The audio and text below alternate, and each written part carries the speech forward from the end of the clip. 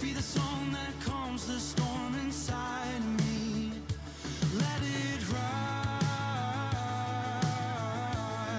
let faith arise, let it rise. We'll see you break down every wall, we'll watch the giants fall. Fear cannot survive when we praise you.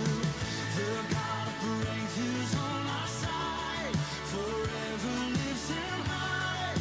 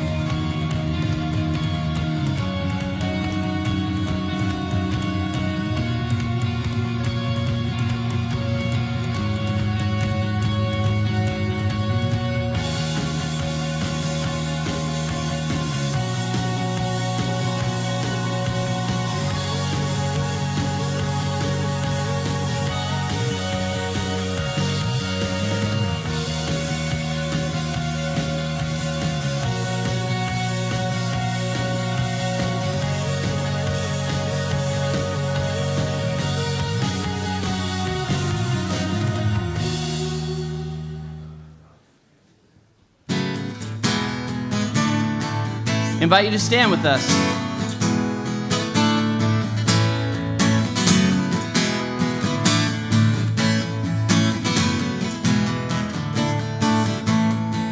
I was a dead man walking, and you were my only friend.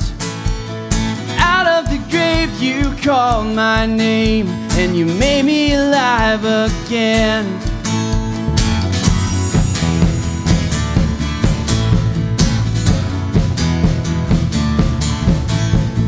I was the worst of sinners, and you were a blinding light. I was a slave to my own ways. You gave me a brand new life. And oh, your love won't let me go. Your love has saved my soul, always holding on to me. Your love's always holding on to me.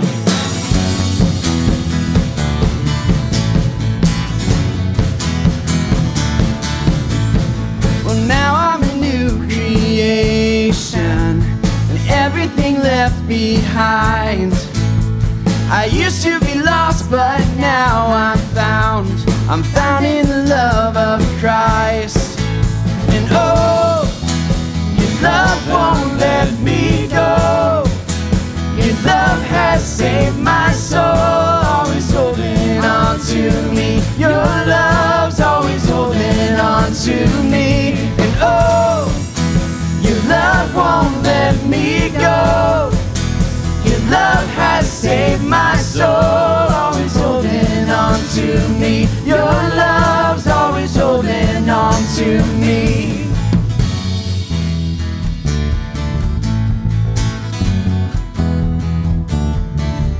Nowhere that I could go, nowhere that I could hide.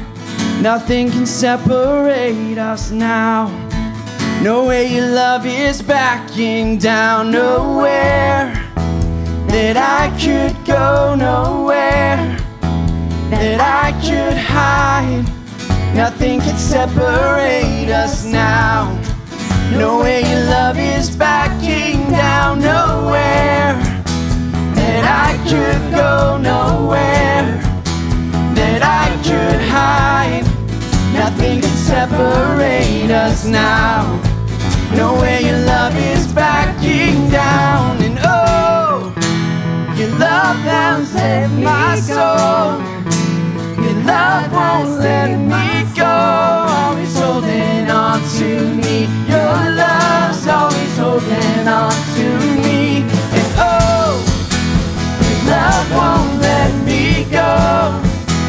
Your love has saved my soul, always holding on to me. Your love's always holding on to me.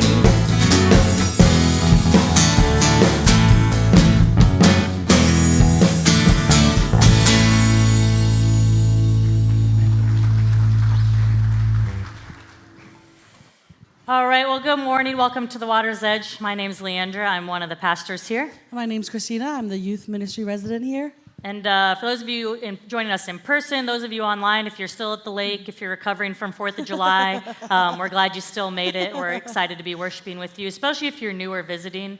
We're just so grateful you decided to give us a try. It's not easy to walk into a church where you don't know what it's going to be like. You haven't been here before. And if you did that this morning, we're grateful. If you're watching online and just checking us out, we'd love to meet you in person. We have an event coming up next weekend. We have a tradition here. It's called We Serve Saturday. It happens once a month. We go out in the community. We serve with one of our mission partners somewhere in Omaha. And next Saturday, we're going to be at the diaper bank. That's one of our favorites, longtime partners, wrapping diapers and preparing them to go out to the community. And there's still a few open spots. So we'd love to have you join us for that next Saturday.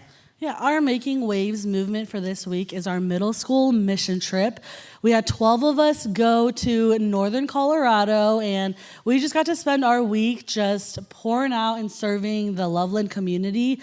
A group of us got to work with horses. Another group got to build relationships with senior citizens at the rehab center. And our last group got to work with the gardening center. And I would say, and I can speak on behalf of the adults, that this was a life-transforming week, not only for the kids, but the adults as well. And this upcoming Saturday, we have our high school mission trip. And there was 12 that went to Colorado, but there's 76 of us going up to Red Lake, Minnesota. And so if you could keep us in your prayers just for safe travels, for just a fun week, and for us to come back transformed as we just experience God's love up there in us and through us. And on the screen, there are ways to give. And through your generosity, these mission trips are possible through your support, through your ways of giving. And so we just want to say thank you for your generosity. Yeah, it's cool to see the middle schoolers because a lot of them, that's their first trip. Yeah. The high school one is big. It's always one of their favorites. So keep all those students and adult volunteers and leaders in your prayers. And as we worship this morning, let's go to God and let's pray. God, we are so grateful to be here with you this morning. God, I pray that whatever we bring in here that may be distracting or just heavy that we're carrying, that you help us just set that aside for the next hour and just be with you. God, I pray that whatever words we might need to hear this morning, that we hear them from you. Whatever we might need to experience, that you meet us clearly and loudly this morning. We ask this all in Jesus' name. Amen.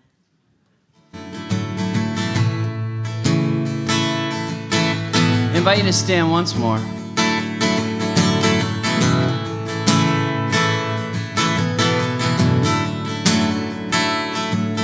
When darkness tries to roll over my bones, when sorrow comes to steal the joy I own,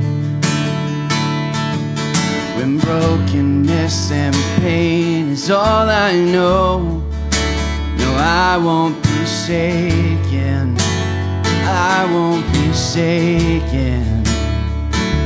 'Cause my fear doesn't stand a chance when I stand in your love. My fear doesn't stand a chance when I stand in your love. My fear doesn't stand a chance when I stand in your love.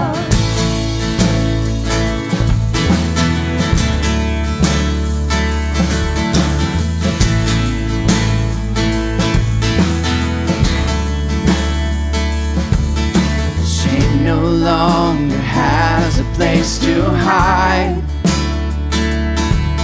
and I am not a captive to the lies, and I'm not afraid to leave my past behind, and I won't be shaken, no, I won't be shaken, 'cause my fear doesn't stand a chance when I stand in your love. My fear doesn't stand a chance when I stand in your love. My fear doesn't stand a chance when I stand in your love.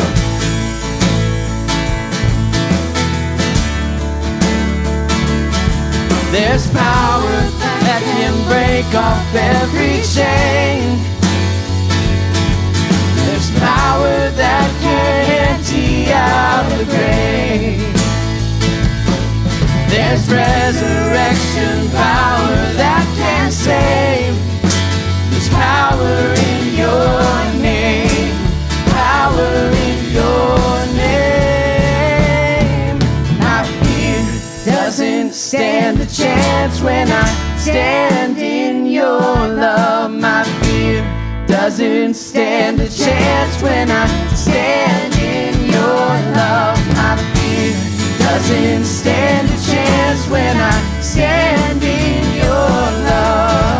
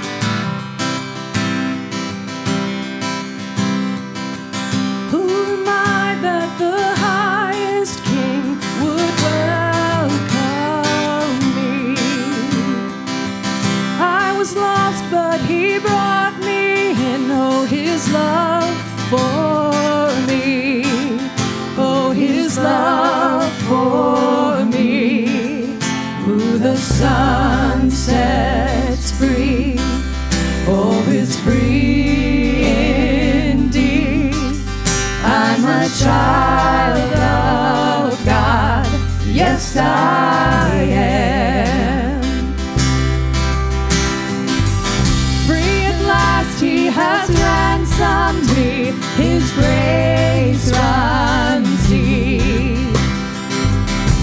While I was a slave to sin, Jesus died for me. Yes, he died for me. Who the Son sets free, oh, is free indeed. I'm a child of God. Yes, I am. In my Father's house, there's a place for me. I'm a child of God. Yes, I am. I am chosen, not forsaken. I am who you say I am. You are for me, not against me. I am who you say I am. I am chosen, not forsaken. I am who you say I am. You are for me, not against me. I am who you say I am. I am who you say I am. Who the Son sets free, oh, is free indeed. I'm a child of God. Yes, I am. In my Father's house, there's a place for me. I'm a child of God. Yes, I am. In my Father's house, there's a place for me. I'm a child of God. Yes, I am.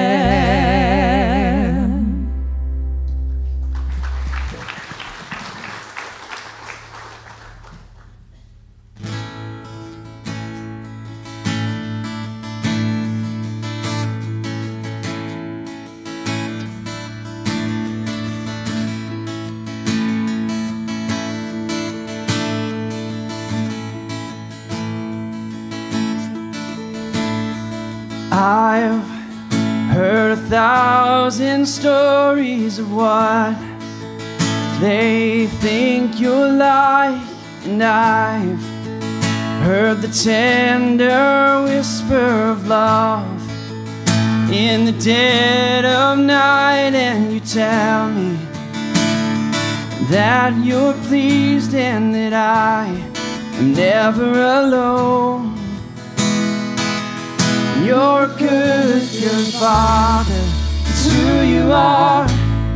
It's who you are. It's who you are. And I'm loved by you. It's who I am.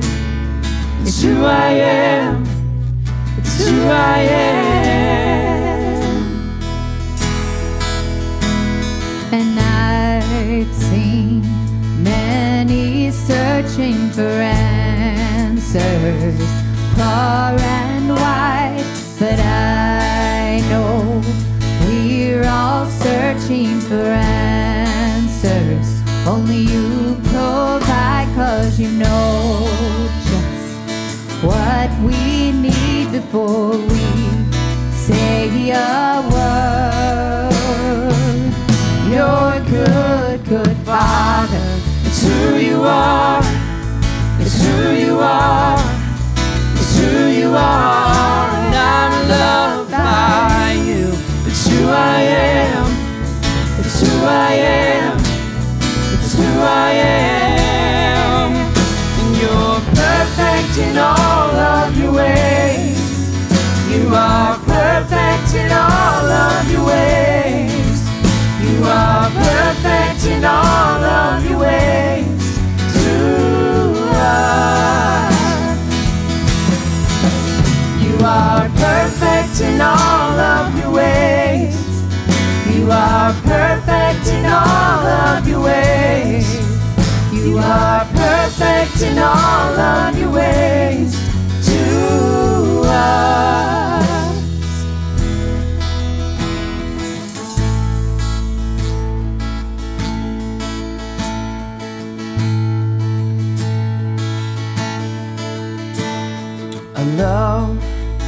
so undeniable. I can hardly speak. Peace, it's so unexplainable.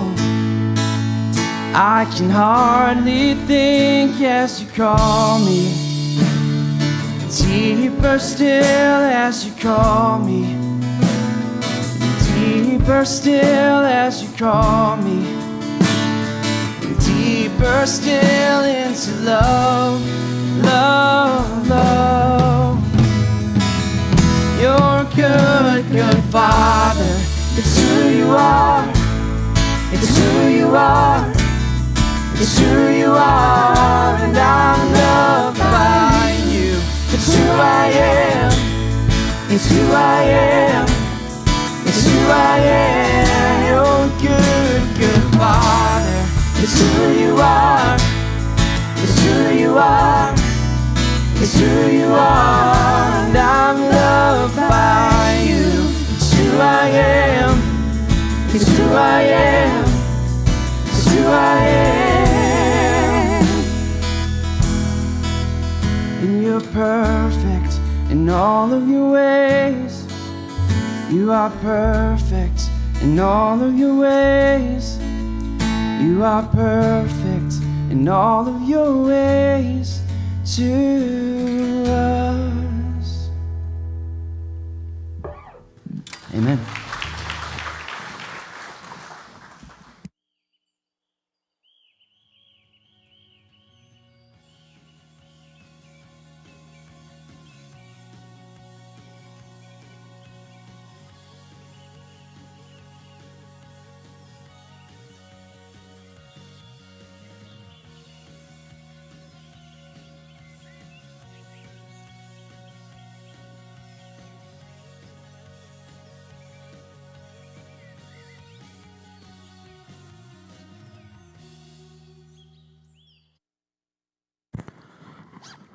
To those of you online, we're going to go mute just for a few minutes, and I'll be back with the sermon. I have an announcement to make that we can't have on the internet at this point. So, yeah, this one's a little tough. I have two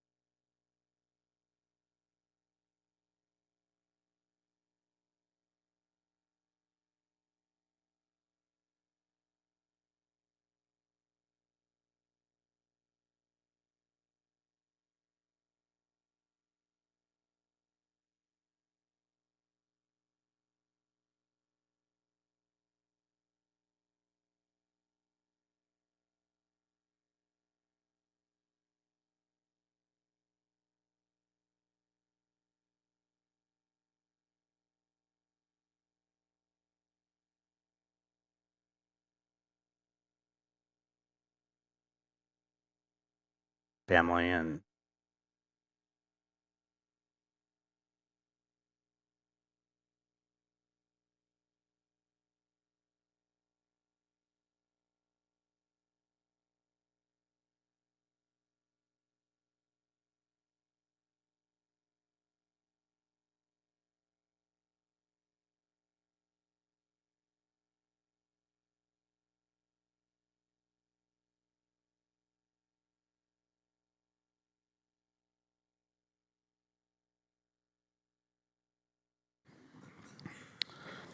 all right, so we're doing our summer in the Psalms. We've gone through this throughout the month of June. It's July now, and we'll continue throughout July. If you're fairly new or you didn't get a resource book yet, we did run out of those. We've printed some more, and they're in the back. So feel free to take those. Those of you online, you can download those resources at weomaha.com. Just go to the current series and all the resources, sermons, audio stuff. They're all online, so take a look at that there. We also have prayer path guides. If you're looking for some additional refuge today, after the worship experience, I encourage you to get one of the prayer path guides on your way out, and you can go walk the prayer path as a way to experience additional refuge when we move the temple courts from in here out to the prayer path where we can continue to do business with God. So I grew up in a little bit different time than today, as many of you did. So does anyone remember, like, back in the day, how, like, when there was severe weather, how you would get your weather information? It was the radio, right? Yeah. So when I was like 5 or 6, 2 of the towns nearby where I lived, both of them in northwest Iowa, were basically just obliterated by tornadoes. And we drove through it a few weeks after it happened, and even as like a 6-year-old, I remember just the devastation, and ever since that time, like, tornadoes just frightened me. So, like, now if it's like a tornado warning, like, they can tell you, like, what part of Sarpy County it's in. Like, oh yeah, it's fine, it's at 42nd, 370. Oh, that's not 168th and Harrison, so I'm good. But back then, it was just like, oh yeah, there's a severe tornado warning out for Pocahontas County. That's a big county, like, but we don't know that, so... do you remember what you did back in the day when, like, there's a tornado warning, you had the radio, where did you go? You went to the basement, and what do you do in the basement? You got under something. In our case, it was a pool table. So that was like my refuge, and I'd hear the little, we had a water tower in our town, like most towns do, and did anybody have like a whistle attached to your water tower? It'd blow like at 6 o'clock, it'd blow at noon, and then if there was a fire, it would blow like 3 times. That meant all the volunteer firemen would come to the fire station. Then if it was a long interrupted one, that was like a tornado. So we'd just like get on the basement, and we'd have the radio with the battery in it, and I would take a pillow, a blanket, just in case the whole house blew down. I wanted to be comfortable under the pillow. I wanted to be comfortable under the pool table until the rescuers could come and dig me out. I had a stuffed monkey. I still have the stuffed monkey. It's in Benjamin's room. The stuffed monkey is quite old, but there's no like stuffing left. But we still call him the stuffed monkey. Doritos were invented like in 6 years before I would have had to go down. So this new invention called Doritos, I'd take Doritos down there because if I want to go out, I want to go out eating like really good food. And I did go to the Methodist Church on Main Street, but it was under that pool table I really learned how to pray. It's like, Lord, just no tornado. Like, I'll start flossing my teeth, and I promise I'm going to be nice to Mrs. Johnson, my 3rd grade teacher. Just no tornado. And now, when I was there at the pool table, I knew I was safe. Now, there was like chaos, or at least perceived chaos, outside, but there was calm on the inside, in the basement, under the pool table with the blanket and the monkey. Now, some of you have come this morning, and you have a tornado or at least a severe thunderstorm in your life. There's many of you that started coming here because one day you had a tornado or a severe thunderstorm in your life. Now,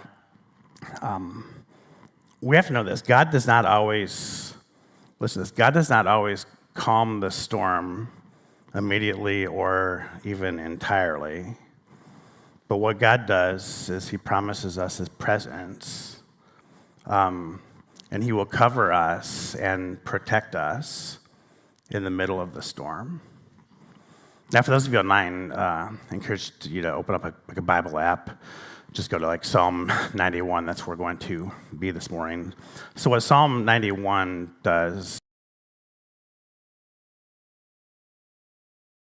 it demonstrates that trusting in a present and compassionate God brings us peace, even in the midst of trials. So a while back, Amber and I went to a concert. I used to love to listen to this guy. It was from the early 2000s. The band was Five for Fighting, and he had a string quartet with him. And it was one of his last songs. It was probably his most famous song called Superman. And in the song, one of the lyrics is, he says, "It's not easy being me." And I'd heard the song a million times, and when you're sitting 7 feet away from him, and he's singing it, it's a whole different experience. And at first, I thought that was kind of an arrogant thing to say. It's not easy being me. But then, I was, we were driving home, and I thought he's right. It's not easy being me. It's not easy being you. It's not easy being you. It's not easy being you. It's not easy being any of us. That is true for all of us. Sometimes life is just hard. The first thing I get from Psalm 91 is everyone runs somewhere when life gets hard. So the encouragement of Psalm 91 is run to God. Now, where are the places you can run? When life gets hard, where can you run? You can run to a computer and you can buy a bunch of stuff. Psychologists actually have a term for this. It's called retail therapy. Some people, it comes from a container of pills. Some, it comes from a bottle of alcohol. That's where you run. I'm just going to numb, so I don't feel the pain. And the problem with that is you have to just rinse and repeat and to do it again. And there's a big problem with that. For some, it's just let's just scroll the phone. I don't want to deal with real life, so I'm just going to deal with someone else's life, or at least their perceived life. For some, it might be work. I'm just not going to deal with my problems, so I'm just going to work. I'm going to be productive, and my problems will deal with themselves. I'm just going to work. For some, I'm trying to impress people. If people think more of me, maybe my problems will go away. That's where we run. Those are some places we run. Now, Psalm 91:1, it gives us a different vision of where we can run when the predictable and relentless life will get hard. So he starts off, "Whoever dwells in the shelter of the Most High," so whoever, that's any of us, whoever chooses to do this, "will find refuge in the shadow of the Almighty." Now, I just leave this up here just for a moment. So the word dwell, it's important to know what this is. Dwell is not a one-time visit. Dwell is not an occasional visit. Dwell is where we choose to be. So when we choose to be in the shelter of the Most High, we will find refuge. So let's look at the word refuge. Now, how do we use the word refuge today? The most common way, I think, is probably a wildlife refuge. Now, why do they have wildlife refuges? The reason they have a wildlife refuge is because they have this safe place, this protected place for vulnerable animals. So that's a wildlife refuge. There's a safe house. That would be a refuge. My wife Amber used to work at a safe house when I was in seminary. It's a place where victims of, typically women, victims of domestic assault can go for safety. They're safe there. They're under the wings of the safe house. Another place would be an urban refuge. So oftentimes you hear this, in big cities, they'll have an urban refuge, a garden in the midst of all the concrete. One of the things when we come up with the idea for the prayer path is it's almost like a suburban refuge. I just want a place where people can go and walk a quarter mile and totally just experience God and God's creation. So a refuge is this place of safety. It's a place of protection. It's a place of provision. So whoever, whoever finds, whoever seeks God in this way, will find a refuge. Now, let's compare the places that we run. So what does online shopping get you? Well, it gets you a whole lot less money and a bunch of stuff you don't need. Usually to impress people you don't even like anyway. So what does a bottle of fluids get you? Well, at best, it gives you a temporary reprieve. Worse, it gives you all sorts of problems, especially if it gets to the place of an addiction. There was one year, it was just a few years ago, 2022.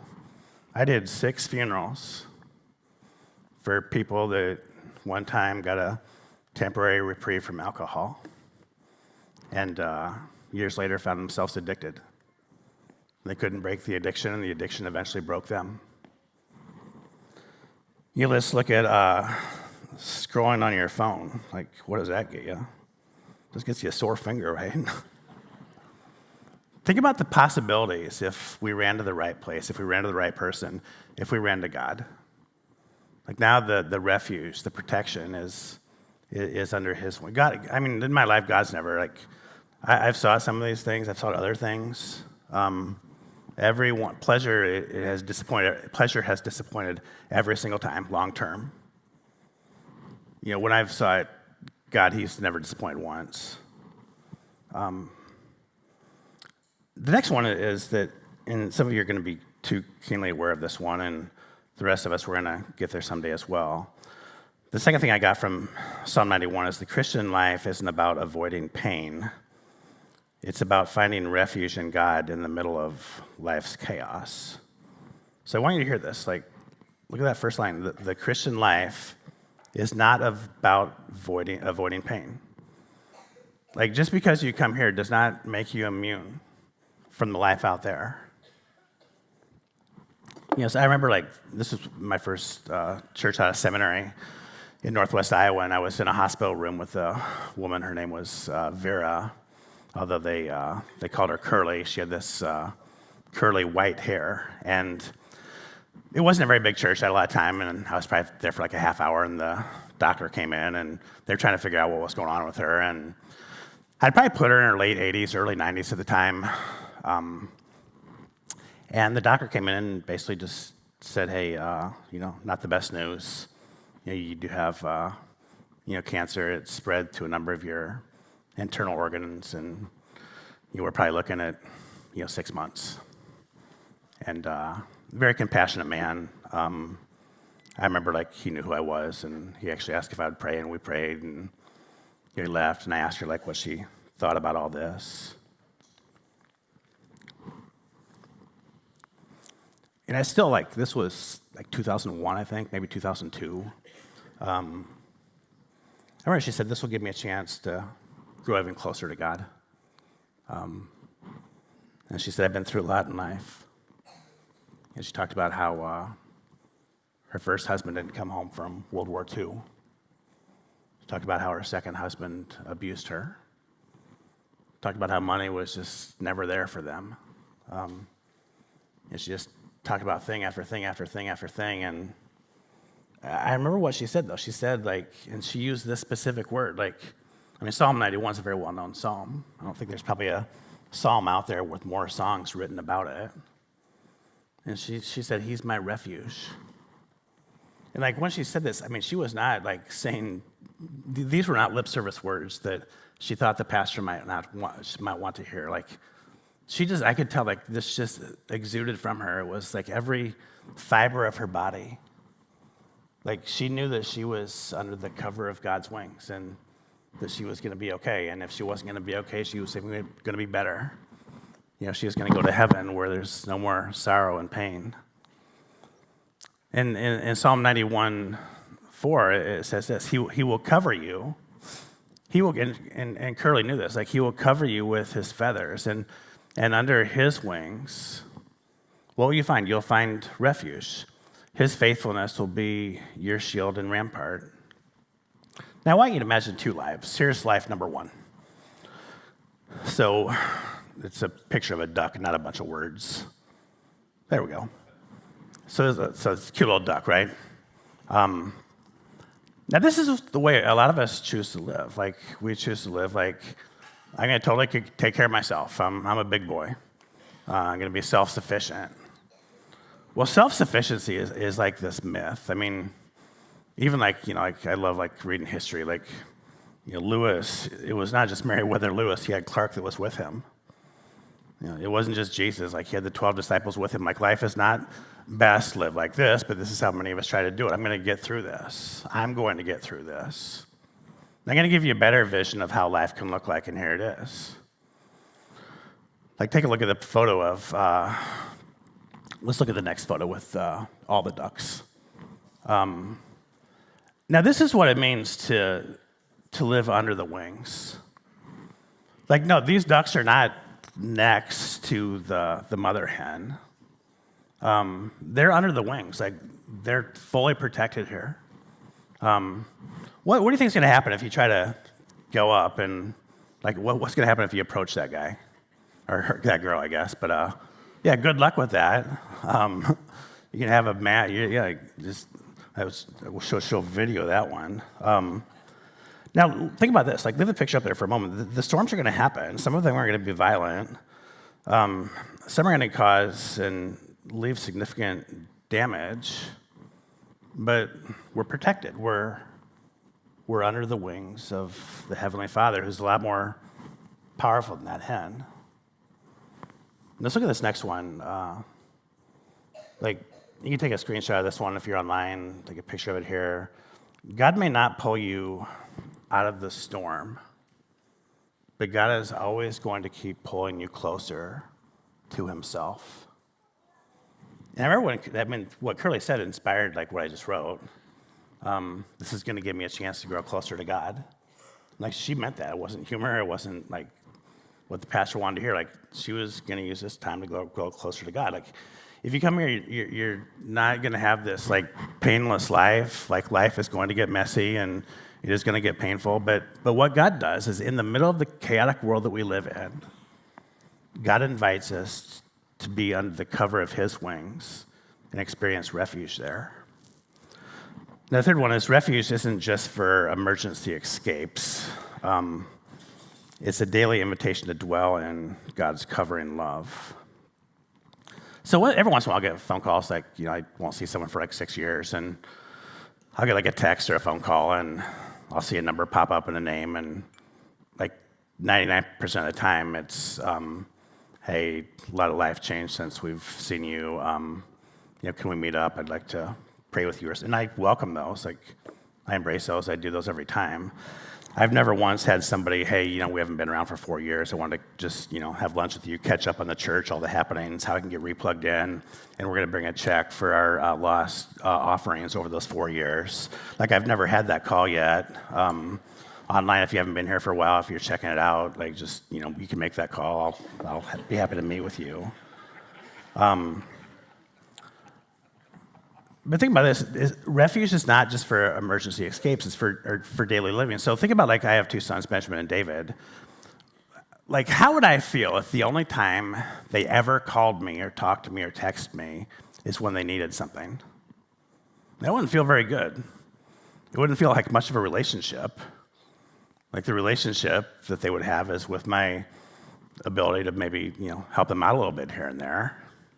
It's not like an interpersonal relationship with them. And God doesn't want that with us and him. God wants like the ongoing, daily focused relationship. So here, you'll not, in verses 5 and 6, you'll not fear the terror of night, nor the arrow that flies by day. So like, this happens every day. Every day there's a night. Every day there's a day.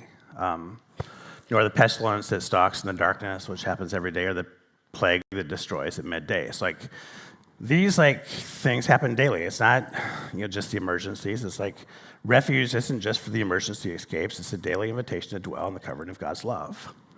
A long time ago, I was driving to a wedding, and this couple, and I get this every once in a while, they want me to like wear a robe. Like, sometimes they were Catholic or Lutheran, and sometimes they might just think I look better in a robe than I do a suit. And so I was, in Northwest Iowa, where I grew up, it was a long-time friend of mine, and I was on this road, and I guess the speed limit must have been like 55 miles an hour. And like that's how fast like you drive down Harrison Street, I thought, not like some country road. And this police officer wasn't really overly amused that I was going faster than 55, and he pulled me over and was going a little fast, aren't you? And I said, yeah, I think I actually was. Sorry about that. I gave him all the stuff. He came back, and I had my windows down, just kind of rolled all the windows down so we could see in the car. And it's not like I get pulled over very often. I'm a veteran. I know these things.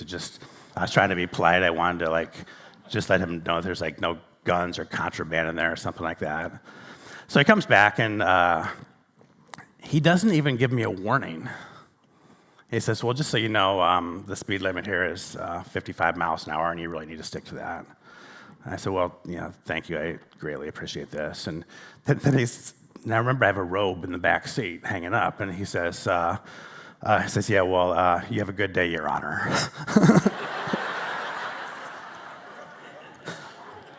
I thought, I'm going to keep my eye on you. If you ever need a favor, let me know. I'll help you out. So now if you ever see a robe in the back of my car, and that's why. There's a store back there. But think about like that. That was like this emergency situation. But what if I just had in that case, the discipline to drive the speed limit that well-intentioned, well-meaning people thought was safe. And I did like the daily things where things like that wouldn't have to happen. Life would make a lot more sense at that point. Not using God as the emergency, hey, Dad, I need something. But like the daily stuff, Dad, how's it going? Or Dad, can you believe this happened to me today? Or Dad, Father, I'm grateful for this. Now, number 4 is in darkness, God's truth shines most clear. I've experienced this in life, and I've observed this one as well. So, think about those ducks on the screen again. It was dark down there. But there's not a place that they're going to be safer than in that darkness, because they're totally covered by the strength of the mom. Now, things were dark with Jesus. He was in the wilderness for 40 days. He was hungry. He was lonely. Probably one of the 3 or 4 darkest times in Jesus' life. And Satan comes up to Jesus, and do you know what Satan does? Satan actually quotes Psalm 91. He tries to totally misuse it, and it says in Matthew chapter 4, verses 5 and 6, the devil took him to the holy city, Jerusalem, to the highest point of the temple and said, if you're the Son of God, jump off, for the scriptures say. So here, Satan's just taking the rest of this from the Psalm 91. He says, he will order his angels to protect you, and they will hold you up in their hands, with their hands, so you won't even hurt your foot on a stone. So what Satan's done here is he's quoted Psalm 91, and he's tried to use it in a way that God did not mean it to be used. So what Jesus did is he affirmed here the protection of Psalm 91, but he rejected the misuse of it. So Jesus knew that trusting in God's refuge didn't mean manipulating God for proof. It meant that dwelling in obedience, not just during emergencies, but proactively, even if it was during tough times. And I would say, as I just look at my own life, it's like some of the best, most meaningful growth I've had have been in some of the most challenging times. So what does Jesus say? Jesus says, it is written, do not put the Lord your God to the test. There's been many times we've just had to say, this is too important to give up on. I'm not going to quit. I'm going to continue. So there's going to be times that life just it gets overwhelming. Life gets daunting. Times like I talked about a few weeks ago that our responsibilities are far greater than our current resources. And it's really during these moments that God's truth and God's light are going to shine the brightest. Now, we don't want to go through these times, but when we do, when we will for sure, we're going to experience that God is not going to leave us, that God is not going to forsake us, that God is going to be like that mother hen with the wings out protecting us. All right, so a few more.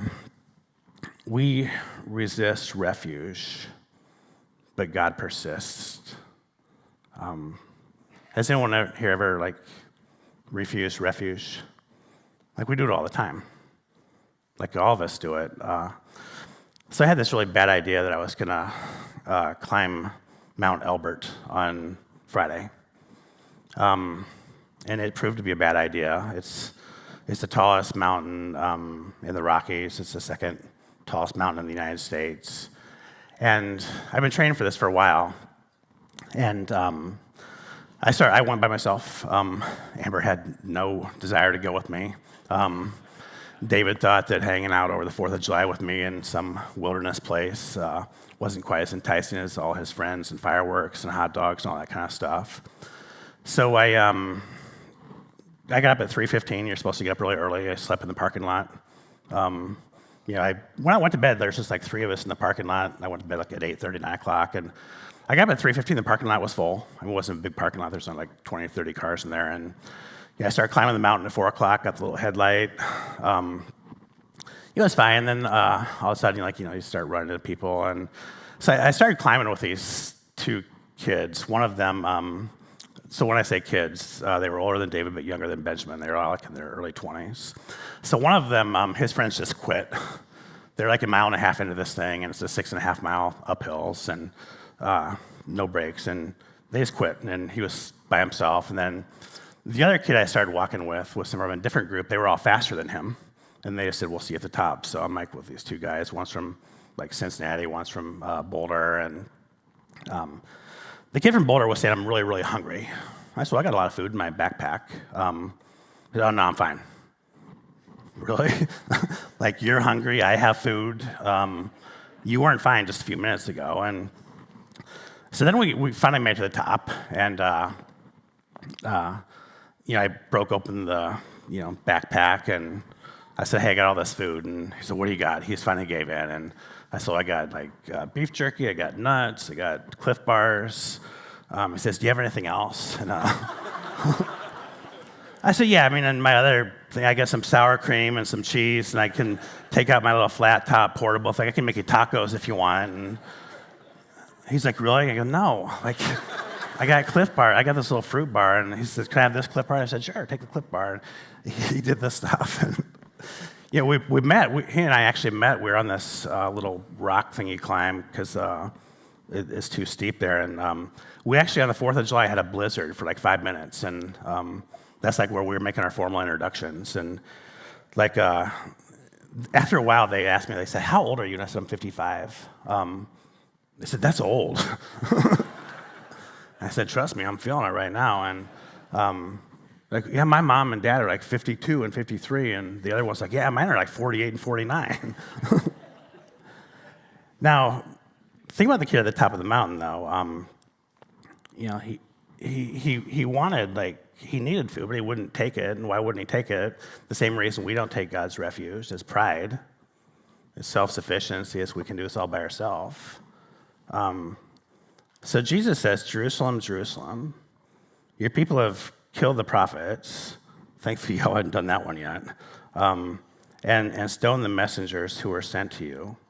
I have often wanted to gather your people as a hen, so Jesus is informed by Psalm 91 here, as a hen gathers her chicks under her wings. But listen to what he says at the end, "But you wouldn't let me." God's offering the food. We're hungry. Let's eat. I remember about 2/3 of the way up, people were coming down the mountain. They said, "Well, there's a big thunderstorm coming at 10:30," and so about half the people started to come down, and they looked at me. They said, "What should we do?" I said, "I'm going up. I didn't come all this way for not to make it." And so then his friends asked him, "What are you gonna do?" I said, "I'm sticking with him," because they knew I was a pastor. And yeah, they asked me what I did, and they said, "What do you do?" I said, "Well, I'm a pastor." And he said, "What do we call you?" And I was trying to think of something funny, and they said, "Can we just call you Father?" I said, "Sure." I have no like breath to, explain things. Just, it was funny that I got to the bottom, and they all dropped me on the descent. We met up with the other group up top, and I was probably like 30 minutes after. They were all waiting for me, and they're, "Hey, you made it, Craig." And they said, "Hey, we're all going to go out to Leadville tonight and party. You want to come?" I'm like, "No, there's like a lot of reasons I don't want to come. I'm just going to give you number one. I'm going to be sleeping like when you're like going to these places." And then they said, "Well, we're going to climb Mount Massive. What time do you want to meet us tomorrow morning to do it?" And I said, "About 1:45. This is like done." And but I think about the kid that was hungry, and I offered him food, and he didn't want it. Well, he wanted it. He was too proud to accept it. And God persists. We resist, but God's going to keep persisting. Now, the last one I got is the refuge of God isn't something to be explained; it's to be experienced. So if we're not cognitively fully understanding all of this, that's fine. There's some things in this world that are going to be a mystery, and some things in this world that we're not fully going to understand, but we can experience it anyway. And then that experience is going to lead to understanding.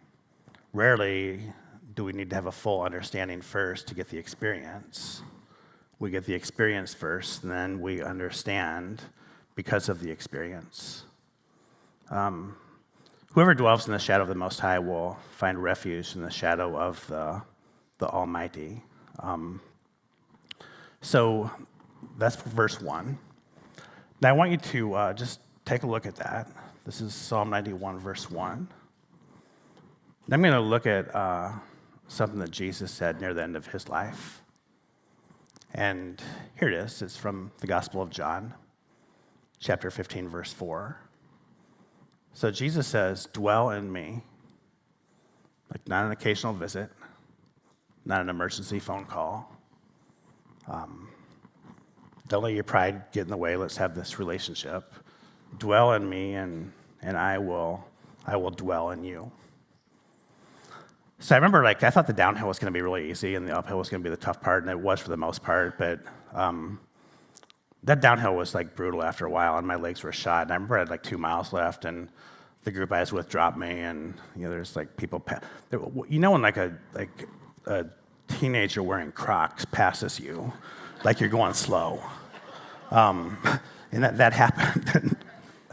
I was just done. I said, "I'm going to quit," and then I realized, I can't quit because I would just have to stay out in the wilderness and get eaten by a mountain lion tonight, so I have to continue. And so I remember I got down to the tree line, because the last 3.5 miles are really above the tree line. The first 3 are below the tree line, and we got blizzards, we got thunderstorms, we got sleet, we got perfect weather, but the perfect weather was taking a toll on my skin, and I needed something. And all of a sudden there was these great big tall spruce pine trees, and I didn't deal with the sun anymore, and I knew I was going to be talking about this. And I said, this is kind of like the little duck under the mother duck, and I'm under his wings for the protection. Friends, you've come to this place this morning, and some of you have experienced refuge at deep levels in your life. There's some of you that are going to look back, and you're saying to yourself, it was God who got me through this. Some of us are there now, and maybe some of us are like that kid on the mountain that's hungry, but he won't accept the food. Well, God's going to keep persisting. It's time for us to stop resisting and experience the cover, the refuge that God really wants to give us. And for all of us, we're going to get to that place where maybe we're laying in a hospital bed, and we'll get the news that we got this cancer in our internal organs, and there's 6 months to go. All of us are going to get to that place or something similar at one point in our life. And we got 2 choices. Choice number 1 is be like that little duck, totally isolated and vulnerable and alone, or be under the protection of the mother duck with other little ducks. It's a beautiful representation of the power of what the church can be. So let's go to God and let's pray.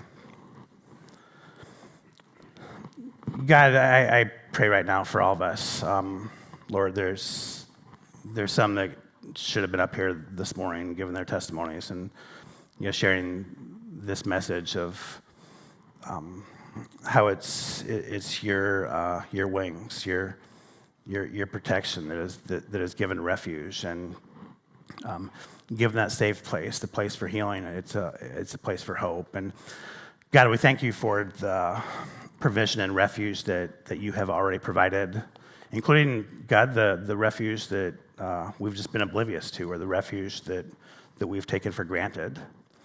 God, right now I know that some of us have come here this morning in a pretty tough place. And Lord, some of us are like that young man on the mountain, like we're hungry, but we're too proud to take the food.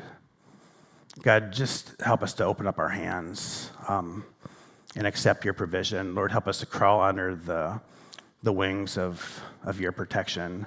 Help us to know, God, that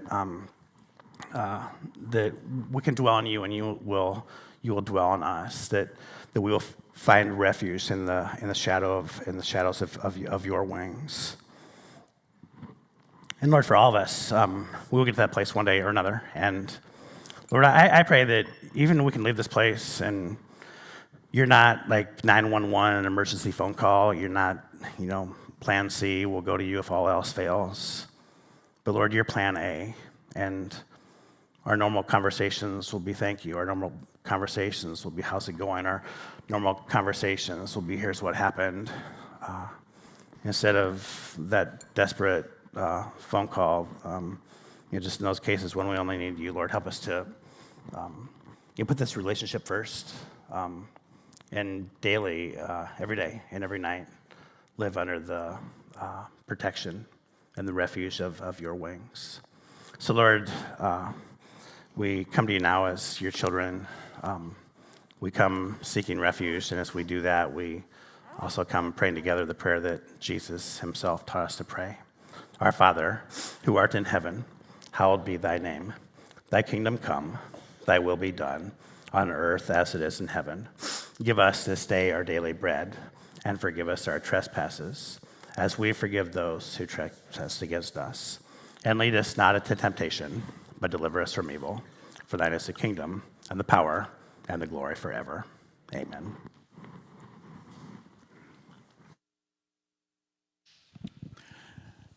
There's no question that life brings us challenges and difficulties. As we close today, receive this blessing from Psalm 91. May God rescue you from present trouble and protect you from future harm. May we rest in the refuge of God, who is strong when we are weak, steady when we are anxious, and faithful when we are unsure. Amen. Go in peace. Go with God. We'll see you next week at the water's edge.